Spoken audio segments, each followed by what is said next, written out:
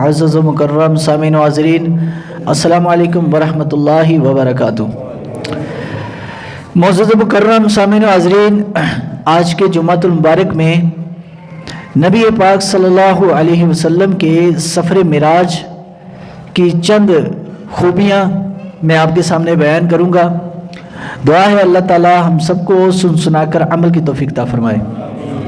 میں نے قرآن مجید کے 15ویں سپارے کی پہلی آیت سورہ بنی اسرائیل کی، یہ پہلی آیت ہے اور 15واں سپارہ بھی شروع ہو رہا ہے، یہ میں نے تلاوت کی ہے۔ اللہ تعالیٰ ارشاد فرماتا ہے، سبحان الذی اسری بعبدہ، پاک ہے وہ ذات جس نے اپنے بندہ خاص کو سیر کروائی، لیلاً، رات کے تھوڑے حصے میں، من المسجد الحرام، مسجد حرام سے، الی المسجد الاقصی، مسجد اقصی تک۔ اللہ تعالیٰ نے اپنے بندہ خاص کو، قرآن نے یہاں پر اللہ تعالیٰ کا کلام ذکر کیا کہ اللہ فرماتا ہے میں نے اپنے بندے خاص کو سیر کروائی۔ بندہ خاص، یہ لفظ ذرا سمجھنے والا ہے۔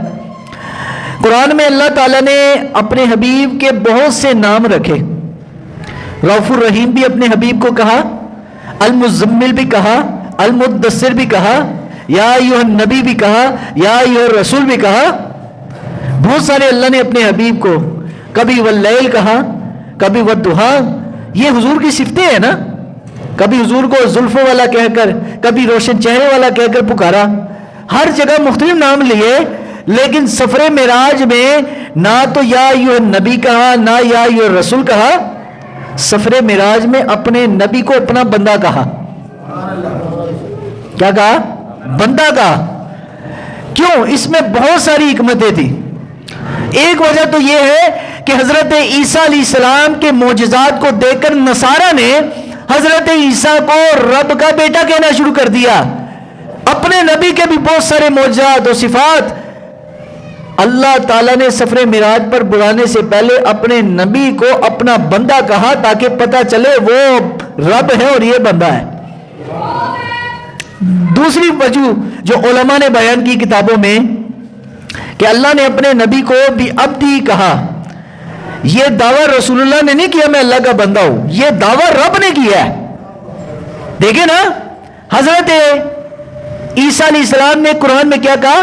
انی عبد اللہ آتانی الکتاب۔ حضرت عیسیٰ نے خود دعویٰ کیا میں رب کا بندہ ہوں۔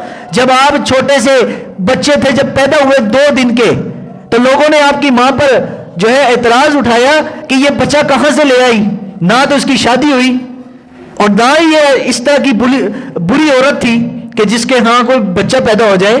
تو اللہ نے آپ کو بولنے کی طاقت دی، تو اس وقت حضرت عیسیٰ نے اپنے آپ کو کہا میں رب کا بندہ ہوں۔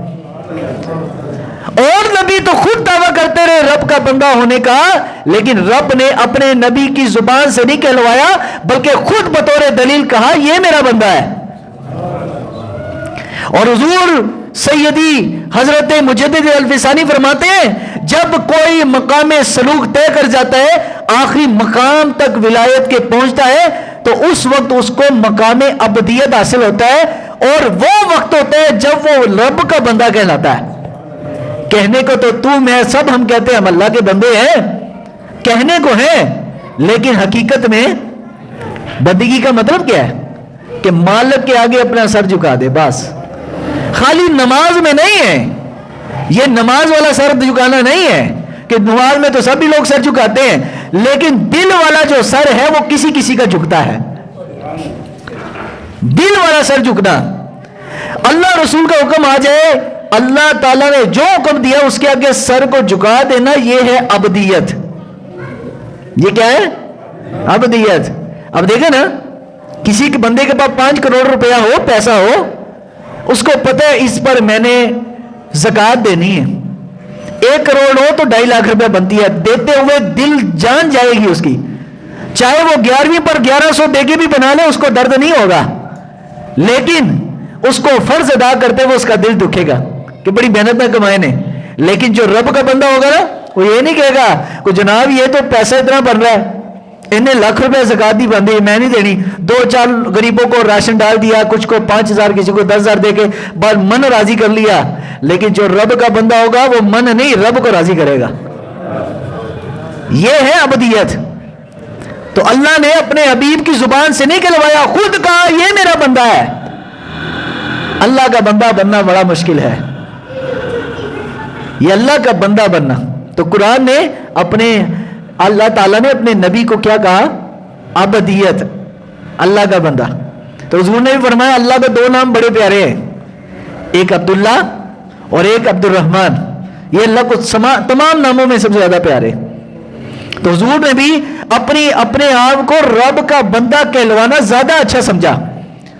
اللہ کا بندہ یہ کہلوانا زیادہ اچھا سمجھا کہ یا اللہ میں تیرا بس بندہ بن جاؤں. حالانکہ اللہ نے اپنے نبی کو بہت سارے نام دیے. تو فرمایا پاک ہے وہ ذات جس نے اپنے بندہ خاص کو سیر کروائی مسجد حرام سے مسجد اقصی تک رات کے تھوڑے حصے میں. اب یہ سیر جب اللہ نے کروائی ہے تو یہ موقع کون سا تھا یہ سمجھیے ذرا. یہ معراج اللہ تعالیٰ نے اپنے نبی کو کل معراجیں کروائی ہیں 34 بار. کتنی باری؟ اللہ نے اپنے نبی کو کتنی معراجیں کرائی ہیں؟ 34. 11 بار معراج ہوئی ہے رسول اللہ تو نماز کی حالت میں. 11 باری معراج ہوئی ہے سوتے ہوئے خواب کی حالت میں. 11 باری معراج رسول اللہ علیہ السلام کو اللہ نے کروائی ہے جاگتی آنکھوں سے لیکن دنیا میں. اور ایک معراج ہوئی ہے جو جسم کے ساتھ رسول اللہ تشریف لے کے گئے ہیں. ایک ہے نظری اور ایک ہے بصری, جسمانی طور پر. ایک جسمانی ہے اور ایک روحانی ہے. کچھ لوگ کہتے ہیں یہ جو معراج بیان کی جاتی ہے یہ روحانی معراج ہے. ہم کہتے ہیں روحانی معراجیں بھی رسول اللہ کو ہوئی ہیں لیکن روحانی معراجیں نبی علیہ السلام کو خواب میں بھی ہوئی ہے, نماز میں بھی ہوئی ہے, چلتے پھرتے بھی ہوئی ہے. لیکن جسمانی معراج جو خود رسول اللہ تشریف لے کر گئے, جو چیزیں دنیا میں مثال دیتا ہوں روحانی معراج کی. مشکات میں حدیث ہے, مشکات شریف کتاب ہے حدیث کی, اس میں ایک حدیث پاک ہے. حضور نبی پاک نماز پڑھا رہے, سرکار دو عالم نماز پڑھا رہے. نماز پڑھاتے ہوئے صحابہ پیچھے کھڑے تھے. حضور نے ایک قدم آگے اٹھایا, آگے اٹھا کر ایسی کوئی چیز پکڑی, جیسے کوئی چیز پکڑتے ہاتھ اٹھا کے نا اوپر کوئی چیز پکڑ گئے. حضور علیہ السلام پھر واپس اپنی جگہ پر مصلی پہ اسی جگہ آ گئے. ہمارے جیسے مولوی ہو تو پیچھے مقتدی گئے, مولوی صاحب نماز ٹوٹ گئی ہے. لیکن صحابہ تھے نا, صحابہ جانتے تھے کہ رسول اللہ سے زیادہ دین کون جانتا ہے. تو صحابہ کرام علیہم رضوان نے حضور پر اعتراض نہیں کیا, عرض کیا حضور اس کام میں کوئی حکمت تھی؟ سرکار دو عالم علیہ السلام فرمایا ہاں صحابہ میں نماز میں تھا, اللہ نے جنت میرے سامنے کر دی. ایک قدم اٹھایا جنت. رسول اللہ سے جنت دور نہیں ہے, یہ تیرے میرے لیے دور ہے. آج کی سائنس اتنی ٹیکنالوجی ہونے کے باوجود پہلے آسمان تک نہیں پہنچ سکی, لیکن میرے آقا تھے جو رات کے تھوڑے سے حصے میں 7 آسمان پار چلے گئے. حضرت سیدنا رسول اللہ علیہ السلام نے فرمایا جب میں نے آگے قدم بڑھایا تو جنت میں تھا, جنت کے خوشے انگور میرے سامنے لٹک رہے تھے. تو میں نے سوچا اپنی امت کے لیے اتار لیتا ہوں, میری امت کھائے گی. حضور نے فرمایا اگر میں لے آتا تو فرمایا صحابہ تم بھی کھاتے, تمہاری اولادیں بھی کھاتی, عرب بھی کھاتے, عجم بھی کھاتے, قیامت تک سارے مسلمان کھاتے رہتے, لیکن فرمایا انگوروں کا یہ خوشہ ختم نہ ہوتا. لیکن میں نے سوچا یہ آخرت کی نعمتیں یہ دنیا میں نہیں ختم ہوگی, یہ آخرت میں مسلمانوں کو ملے. اگر یہ دنیا میں مل گئی تو سب لوگ جنت کی نعمتیں دیکھ کر اللہ کے بندے بن جائیں گے. اللہ نے یہ چیزیں چھپائی ہوئی ہیں تاکہ بن دیکھے سودا کون کرتا ہے. یہ بن دیکھے کا سودا ہے نا, کوئی سودا دیکھنے والا ہے, کوئی بن دیکھے ہے. دیکھ کر سودا اور ہے اور رب کے ساتھ بن دیکھے سودا اور ہے. یہ تم اور میں نمازیں پڑھتے اللہ رسول کی جتنی بات مان رہے اللہ کو معلوم ہے یہ سارے سودے بن دیکھے. جس دن سب کچھ دیکھ لیا تو اس دن سودا کرنے کا کیا فائدہ, اس دن کیا فائدہ. یہ تو بن دیکھے نا. آزادی ہے, کوئی گناہ کر رہا ہے, نماز پڑھ رہا ہے, نہیں پڑھ رہا, اللہ نے چھٹی آزادی دی ہوئی ہے. ابھی کرو جو کچھ کر سکتے ہو, حساب آگے جا کے ہونا ہے. آگے جا کے یہ سارا کچھ سامنے آئے گا. کیا کرتے تھے اللہ کے حبیب علیہ السلام نے فرمایا میں نے وہ نہیں اتارے. پھر حضور بیٹھے منبر پہ. یہ دوسری حدیث ہے ایک. اب یہ دنیا میں روحانی معراج رسول اللہ کی، ایک نمازی حالت میں، ایک حضور کو بیٹھے ہوئے چلتے پھرتے عام حالت میں بھی معراج ہوئی. حضور نے فرمایا میں یہاں پر بیٹھ کر جنت کی وہ نہر حوض کوثر کو دیکھ رہا ہوں. یہاں بیٹھ کر جنت کدھر؟ ساتوں آسمان کے اوپر جنت عرش عظیم الشان کے ساتھ، وہاں پر بیٹھے حضور دنیا پر دیکھ رہے. خواب میں حضور نے فرمایا میں نے خواب دیکھا، دو فرشتے مجھے لے گئے، چیخوں کی آواز آ رہی جس طرح بہت کسی کو سخت سزا دی جا رہی ہو نا، تکلیف میں ہو. تو میں نے فرشتوں سے پوچھا، خواب میں حضور نے فرمایا میں نے فرشتوں سے پوچھا یہ آواز کسی کی؟ تو نبی علیہ الصلوۃ والسلام نے ارشاد فرمایا یہ میں نے ان لوگوں کی آواز سنی ہے. فرمایا جبریل سے میں نے پوچھا یہ کون لوگ ہیں؟ تو جبریل نے عرض کیا رسول اللہ یہ آپ کی امت کے وہ لوگ ہیں جو نماز نہیں پڑھتے تھے، یا ان لوگوں کو سزائیں دی جا رہی ہیں. یہ وہ لوگ ہیں. اللہ کے حبیب کریم صلی اللہ علیہ وسلم مسجد میں بیٹھے تو حضور نے فرمایا ایک پتھر جو گرایا گیا تھا اسی وقت حضور کو آواز آئی، نبی علیہ السلام کو آواز آئی. فرمایا یہ آج اس پتھر کی آواز مجھے آئی ہے جو جہنم میں گرا، آج جا کے 70,000 سال کے بعد جہنم کی تہ میں آ کے گرا ہے. 70,000 سال لگے تہ میں گرنے پر، اتنی گہری جہنم. اور حضور کو آواز دنیا میں آ رہی ہے. آپ کو ہمیں جہنم کی آواز آتی ہے، لیکن رسول اللہ کو یہ ہے رسول اللہ کی معراج. کچھ معراجیں ہوئی خواب میں، کچھ نماز میں، اور کچھ ایک معراج ہوئی جس کا ہم ذکر کرتے ہیں جو جاگتے ہوئے رسول اللہ گئے.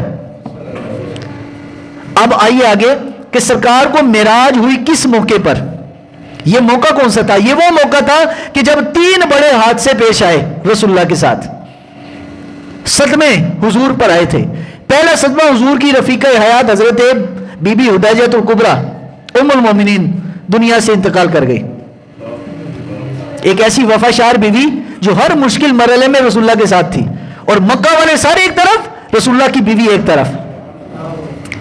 مالدار بھی تھی، اپنا پیسہ بھی اسلام کے لیے دیا، سب کچھ اسلام کے لیے پیش کر دیا. دوسرا صدمہ حضور کے چچا جناب ابو طالب، وہ دنیا سے انتقال کر گئے.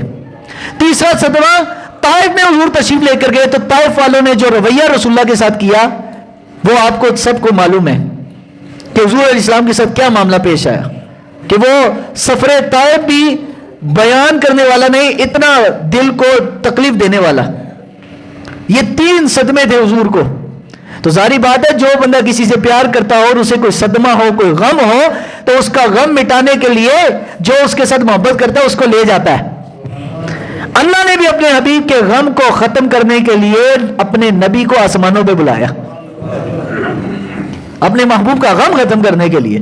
اب بلایا بھی کہاں سے؟ پہلے رب نے کروائی سیر اور پھر کرائی معراج. پہلے سیر ہے اور پھر معراج ہے. یہ 3 حصے معراج کے. پہلی سیر ہے، پھر پہلا آسمان سے لے کر عرش عظیم الشان تک، عرش عظیم الشان سے لے کر مقام جو ہے سدرۃ المنتہا کراس کر کے رب العالمین تک. یہ 3 حصے سفر معراج کے.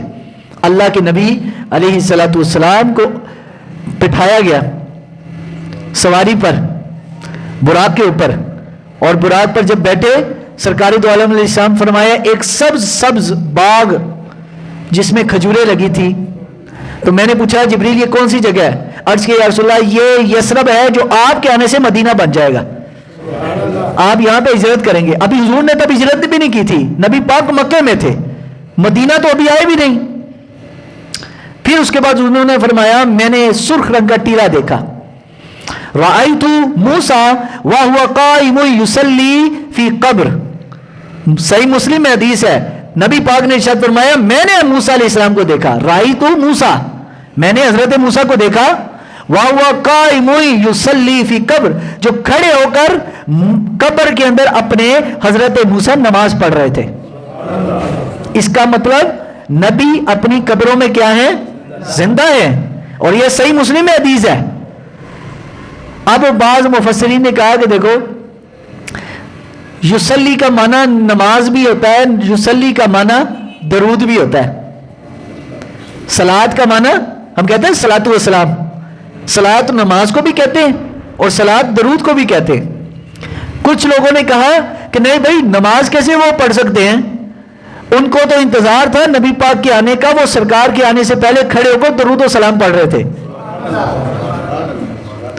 بھائی کسی چیف گیسٹ بڑے مہمان نے آنا ہو تو آپ ان کے آنے سے پہلے کیا نماز پڑھیں گے؟ آپ اس کا استقبال کریں گے۔ حضرت موسیٰ رسول اللہ کے استقبال کے لیے قبر میں کھڑے تھے، لیکن نبی پاک جب پہنچے مسجد اقصی، حضرت موسیٰ علیہ السلام وہاں بھی رسول اللہ کے آنے سے پہلے پہنچ چکے تھے۔ اب سوال یہ پیدا ہوتا ہے کیا نبی پاک کی طاقت کم تھی کہ حضرت موسیٰ پہلے پہنچ گئے؟ نا نا نا نا نا، حضرت موسیٰ مقتدی ہے، نبی پاک امام ہے، اور امام بھی کوئی عام امام نہیں، وہ ہے کہ جن کے سبب رب نے پوری دنیا کو تخلیق کیا، جس کی خاطر پوری دنیا بنائی۔ اللہ کے حبیب صلی اللہ علیہ وسلم جب تشریف لائے، سب سے پہلے حضرت ابراہیم علیہ السلام، دیگر انبیاء علیہ السلام کھڑے ہوئے خطبہ دیا، آخر میں نبی علیہ السلام کو حضرت ابراہیم نے وہاں پر کہا، سارے نبی جمع تھے، حالانکہ سارے نبی پاک کے دنیا پہ تشریف لانے سے پہلے دنیا سے جا چکے، ایسا ہے کہ نہیں ہے؟ لیکن مسجد اقصی میں کون آیا؟ پھر سوال پیدا ہوتا ہے کہ اگر نبی سارے چلے گئے دنیا سے قبروں میں، تو مسجد اقصی میں نبی پاک کے پیچھے نمازیں کنہوں نے پڑھی؟ ایک نبی کا ہوتا ہے جسم جو دنیا میں ہوتا ہے، ایک ہوتا ہے جسم مثالی جو قبر میں اس کی جسم ہونے کے ساتھ اس کی روحانی جسم ہوتا ہے، بالکل لگے گا سامنے کہ یہ وہی نبی ہے، وہی شخصیت ہے، یہ وہی بزرگ ہیں، لیکن ان کا وہ جسم نہیں ہوتا، وہ ان کی روح ہوتی ہے۔ حضور علیہ السلام تشریف لائے جسم کے ساتھ، سارے نبی تشریف لائے روح کے ساتھ، اور اللہ کے حبیب علیہ السلام سے پہلے جو موسیٰ علیہ السلام آ گئے، یہ حضرت موسیٰ کی نبوت کی طاقت تھی، اور جو رسول اللہ تشریف لائے مسجد اقصی میں، یہ نبی پاک کی نہیں بلکہ براق کی طاقت تھی۔ اور بتانا مقصود یہ تھا جہاں براق کی طاقت ختم ہو جائے نبوت کی طاقت شروع ہے، اور جہاں نبوت کی طاقت ختم ہو آمنہ کے لال کی طاقت شروع ہے۔ اللہ کے نبی علیہ السلام کھڑے ہوئے، حضرت ابراہیم علیہ السلام نے کہا کہ آپ نماز پڑھائے، حضور نے نماز پڑھائی۔ اب یہ نماز جو پڑھائی گئی، سوال یہ پیدا ہوتا ہے کہ نماز پڑھانے کے لیے اتنے بڑے بڑے نبی وہاں جلوہ افروز، حضرت موسیٰ، حضرت زکریا، حضرت عیسیٰ، حضرت ادریس، حضرت داؤد جیسا خوبصورت آواز والا، حضرت یوسف جیسا سونے حسن والا، حضرت آدم جیسا عظیم القامت قد والا، اتنے بڑے بڑے نبی ہیں، لیکن ہمارے آقا نے وہاں کیوں آگے کھڑے ہو کر امامت کی؟ جواب اس کا یہ ہے، حضرت امام اعظم ابو حنیفہ نے یہ مسئلہ بیان کیا، حضور کے معراج کے بارے میں نہیں ہے، انہوں نے مطلقاً بتایا۔ ان سے سوال ہوا کہ اگر بہت سارے لوگ ہوں، نماز پڑھانی ہو تو کون نماز پڑھائے؟ امامت کا مسئلہ آپ نے فرمایا وہ نماز پڑھائے جس کو قرآن زیادہ آتا ہو۔ تو پوچھا اگر سارے ہی قاری ہوں، سب حافظ ہوں تو کون پڑھائے؟ فرمایا اس میں جس کی آواز زیادہ خوبصورت ہو۔ فرمایا سارے خوبصورت آوازوں والے۔ فرمایا جو عالم زیادہ ہو۔ فرمایا سارے عالم ہوں تو ان کے بعد فرمایا ان میں جو صحیح نسب والا ہو، عالی نسب، اعلیٰ خاندان والا ہو۔ فرمایا سارے سید ہیں تو ان میں فرمایا جو قد میں جو جسم کے لحاظ سے سب سے زیادہ سونا ہو۔ فرمایا سارے قد میں برابر ہیں، بہترین ہیں، سید بھی ہیں، حافظ بھی ہیں، قاری بھی ہیں، سونی آواز بھی ہے۔ فرمایا آخر میں یہ ہے جو سب سے زیادہ سونا ہو۔ حضرت یوسف موجود ہیں سب سے زیادہ حسن والے، لیکن میرے آقا نے نماز پڑھا کر بتا دیا حسن یوسف بھی ہمارے صدقے میں ملا ہے۔ حضرت یوسف کو بھی حسن ہمارے وسیلے سے ملا ہے، آمنہ کے لال کے وسیلے سے ملا ہے۔ اور حضور نے فرمایا حضرت یوسف میٹھے حسن والے، میں نمکین حسن والا، کہ یوسف کو دیکھ کوئی نہیں سکتا تھا لیکن مجھے دیکھ دیکھ کر آنکھیں کسی کی نہیں رچتی تھی۔ نمکین حسن والا، دیکھیں نا، میٹھا کھاؤ تو تھوڑا سا کھاؤ جی بڑھ جاتا ہے، لیکن نمکین چیز کھاؤ کھاتے رہو دل کرتا ہے بار بار۔ میرے آقا نے اپنا حسن بیان کیا، میں نمکین حسن والا ہوں۔ تو سرکار دو عالم علیہ السلام نے نماز پڑھائی۔ اب وہاں پر اللہ تعالیٰ نے نماز پڑھانے کے لیے حضور کو نہیں بھیجا، بلکہ قرآن نے کیا کہا، یہ قرآن پڑھیں، الذی بارکنا حولہ، یہ قرآن ہے، اللہ فرماتا ہے الذی بارکنا حولہ، یہ وہ جگہ ہے جس کے ارد گرد رب نے برکت اتاری ہے. جس کے ارد گرد کیا اتاری ہے؟ برکت اتاری ہے. یہ قرآن کہہ رہا ہے. یار مسجد، ہم تو کہتے ہیں مسجد کے اندر برکت ہے، لیکن قرآن کہتا ہے مسجد اقصی کے باہر برکت ہے. مسجد بھی برکت ہوتی ہے ایسا نہیں، لیکن اللہ فرماتا ہے میں نے جو خاص برکت اتاری ہے اس مسجد کے باہر. برکت باہر اتاری ہے. باہر کون سی برکت تھی بھائی؟ مسجد اقصی کے آج بھی باہر جا کے آپ دیکھیں تو مسجد اقصی کے گرد و نواح میں بڑے بڑے نبیوں کی قبریں ہیں. اور قرآن نے کہا لِنُرِيَهُ مِنْ آيَاتِنَا، ہم نے اپنے حبیب کو جو سفر معراج کروایا وہ اس لیے کروایا تاکہ اپنی نشانیاں دکھائیں. اور نبی جہاں پر دفن ہو تو رب کی نشانی ہے، جہاں پر آمنہ کا لال مدفون ہے وہ کتنی بڑی نشانی ہوگی. یہ ہے میرے آقا کا مقام. اب سرکار دو عالم علیہ السلام وضو کر کے مسجد اقصی ہے وہاں نماز پڑھائی، سارا معاملہ ہوا اور پھر تشریف لے گئے آسمانوں پر. یہ دوسرا مرحلہ شروع ہوا. مسجد اقصی پر لے جانے کا ایک مقصد یہ بھی تھا کہ پہلے آسمان کا دروازہ عین مسجد اقصی کے اوپر ہے اور اکثر نبی اسی جگہ پر آئے بنی اسرائیل میں. یہی وہ علاقہ جس کو آج بیت المقدس کہا جاتا ہے. سرکار دو عالم تشریف لے گئے، دنیا کا معاملہ رک گیا.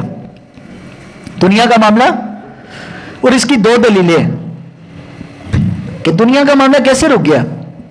پہلی دلیل جو اللہ کے نبی علیہ السلام نے خود بیان کی کہ حضور تشریف لائے معراج سے، جب اسی جگہ واپس آئے جہاں سے چلے تھے، مسجد حرام، خانہ کعبہ. ابھی وضو کو جو کیا ہوا پانی بہ رہا تھا زمین پر وہ ویسے ہی چل رہا ہے، کنڈی ویسے ہی ہل رہی ہے. تھوڑے سے ٹائم میں ساتوں آسمانوں کی سیر، رب کا دیدار، اور پتہ نہیں میرے آقا وہاں کتنا عرصہ رہے. اعلیٰ حضرت فرماتے تھے وہ جو نہ تھے تو کچھ نہ تھا، وہ جو نہ ہو تو کچھ نہ ہو، جان ہے وہ جہان کی، جان ہے تو جہان ہے. اور اگر اللہ کے نبی نہیں ہے تو دنیا میں کوئی جان نہیں ہے، دنیا ختم، مردہ، خلاص معاملہ دنیا کا. لیکن اگر نبی موجود ہے تو دنیا کی یہ گرما گرمی، دنیا کی گہما گہمی چل رہی ہے. یہ تو میں جو بھاگتے دوڑ رہے ہیں دنیا پہ پھر رہے ہیں، یہ نبی پاک کا وسیلہ ہے. اور یہ کیسے؟ آخری بس بات کہہ کے ختم کرتا ہوں. قرآن میں آیا وَمَا كَانَ اللَّهُ لِيُعَذِّبَهُمْ وَأَنْتَ فِيهِمْ، اے حبیب اگر آپ نہ ہوتے، آپ نہ ہو تو ہم عذاب نازل کر دے. جب تک آپ موجود ہے عذاب اللہ کا نہیں آئے گا. یہ 1400 سال ہو گئے اس امت کو، اجتماعی طور پر امت پہ عذاب نہیں آیا. چھوٹی موٹی غلطیوں کی سبب آ گیا کچھ علاقوں میں، کئی زلزلہ، کبھی طوفان، کبھی آندھی، لیکن اجتماعی طور پر امت غرق نہیں ہوئی، چہرے نہیں بدلے، ہم پر آسمان سے عذاب نہیں گرا. وجہ کیا ہے؟ قرآن نے کہا وَأَنْتَ فِيهِمْ، اے نبی جب تک تو ان میں موجود ہے. اور سرکار جب تک دنیا میں ہے عذاب اللہ کا نہیں آئے گا، اور جب نبی نہیں ہوں گے تو دنیا ختم ہو جائے گی. اس لیے حضور آسمانوں پہ گئے تو سارا معاملہ رک گیا. تو بارہ سفر معراج میں آخری بات جو حدیث